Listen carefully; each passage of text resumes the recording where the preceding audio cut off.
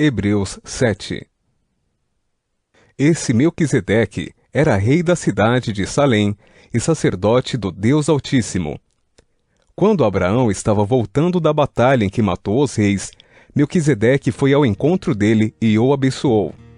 Abraão lhe deu a 10ª parte de tudo que ele havia tomado dos inimigos na batalha. O nome de Melquisedeque quer dizer primeiramente Rei da Justiça. E porque ele era rei de Salém, o seu nome também quer dizer Rei da Paz.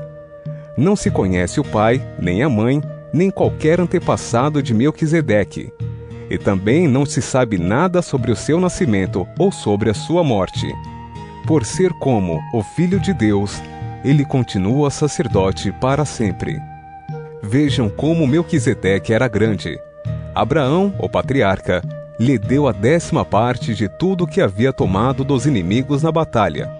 Conforme a lei de Moisés, os sacerdotes, que são descendentes de Levi, têm a obrigação de receber do povo a 10ª parte de tudo.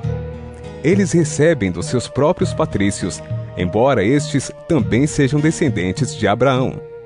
Melquisedeque não era descendente de Levi, mas recebeu a 10ª parte daquilo que Abraão havia tomado na batalha e o abençoou. Sim, abençoou o próprio Abraão, que havia recebido as promessas de Deus. Não há dúvida de que aquele que abençoa é mais importante do que aquele que é abençoado. No caso dos sacerdotes, a 10ª parte é recebida por homens que um dia vão morrer. Mas no caso de Melquisedeque, como dizem as Escrituras Sagradas, a 10ª parte foi recebida por alguém que continua vivo. Portanto, quando Abraão pagou a 10ª parte, Levi, cujos descendentes recebem a 10ª parte, também pagou. Pois Levi não tinha nascido, e por assim dizer, ainda estava no corpo do seu antepassado Abraão, quando este se encontrou com Melquisedeque. A lei que o povo de Israel recebeu se baseava no sacerdócio dos levitas. Ora, se o trabalho dos sacerdotes levitas tivesse sido perfeito, não haveria necessidade de aparecer outro tipo de sacerdote, da ordem do sacerdócio de Melquisedeque e não da ordem de Arão. Pois quando se muda o sacerdócio, a lei também precisa ser mudada. E o nosso Senhor Jesus, a respeito de quem são ditas essas coisas, pertencia a outra tribo. E nenhum membro dessa tribo jamais serviu como sacerdote. É sabido que, por nascimento, Jesus, o nosso Senhor, pertencia à tribo de Judá, e Moisés não disse nada dessa tribo quando falou a respeito de sacerdotes. E tudo isso se torna bem mais claro, pois surgiu um sacerdote diferente, parecido com Melquisedeque. Ele não foi feito sacerdote pelas leis ou regras humanas, porém se tornou sacerdote por meio do poder de uma vida que não tem fim. Porque as Escrituras Sagradas dizem: Você será sacerdote para sempre, na ordem do sacerdócio de Melquisedeque. Assim, a regra antiga foi anulada, porque era fraca e inútil, pois a lei não podia aperfeiçoar nada. Mas agora Deus nos deu uma esperança melhor, por meio da qual chegamos perto dele. Além disso, há o juramento de Deus.